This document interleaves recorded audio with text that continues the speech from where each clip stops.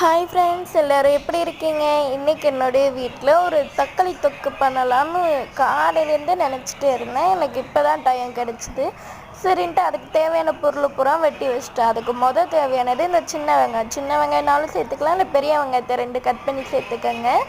அந்த சின்ன வெங்காயத்தை நான் நீட்டை வாக்கில் கட் பண்ணி வச்சுருக்கேன். அடுத்து 4-5 வரமிளகா, அதுக்கப்புறம் ஒரு 4-5 தக்காளி இந்த மாதிரி 2ஆக கட் பண்ணிக்கோங்க. 4-5 தக்காளி கட் பண்ணி வச்சுட்டு அதுக்கப்புறம் ஒரு கடாயை சூடாக்கி எண்ணெய் ஊற்றிக்கலாம். ஒரு 2 டீஸ்பூன் எண்ணெய் ஊற்றிக்கலாம்.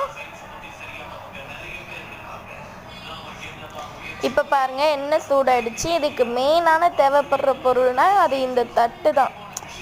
ஏன்னா இந்த தட்டு தான் இப்போ நமக்கு மெயினாக ஒரு பொருளுக்கு பிசைய தேவைப்படும். அதனால இப்போ சூடான எண்ணெயில் வரமிளகாவை போட்டு நல்லா பொரிச்சு எடுத்துடலாம். அது கருகணும், அந்தளவுக்கு நல்லா பொரிச்சு எடுத்துடலாம். இப்போ பாருங்கள், இது லைட்டாக ஒரு பக்கம் மட்டும் கருகி இருக்குது. இன்னொரு பக்கம் கருக நல்லா வதக்கி எடுத்து வச்சிடலாம். அதுக்கப்புறம் சின்ன வெங்காயத்தை அரிஞ்சு வச்சுருந்தோம் இல்லையா, அதையும் சேர்த்து நல்லா பொன்னிறமாக வர வரைக்கும் நம்ம வதக்கி எடுத்துக்கலாம். இப்போ பாருங்கள், லைட்டாக கலர் சேஞ்ச் ஆகிருக்கு. இப்போ இதை நம்ம எடுத்து வச்சிடலாம்.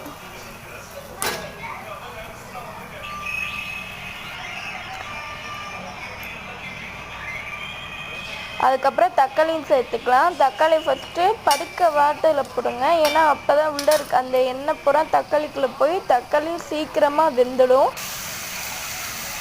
அதுக்காக இப்போ பாருங்கள், அடியில் ஓரளவு வெந்துடுச்சு. இப்போ மேலே எல்லாத்தையும் நல்லா திருப்பி போட்டு வதக்கிடலாம். தக்காளியும் நல்லா வதக்கிடலாம்.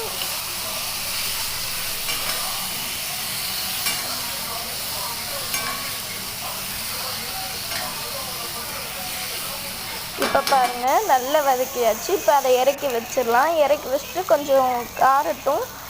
ஏன்னா தக்காளி ரொம்ப சூடாக இருக்கும், கை வைக்க முடியாது, அந்தளவுக்கு சூடாக இருக்கும், உள்ளேயும் சூடாக இருக்கும். அதனால் தக்காளியை கொஞ்சம் ஆற விட்டுடலாம். இப்போ பாருங்கள், இதுவும் கொஞ்சம் வெந்துடுச்சு. இப்போ அது தக்காளி மேலே இருக்க தொலியை மட்டும் நம்ம தனியாக எடுத்துக்கலாம். நான் இப்போ தக்காளி மேலே இருக்க தொலியை தனியாக எடுத்துக்கிட்டேன். அதுக்கப்புறம் நல்லா கை கழுவிடுங்க,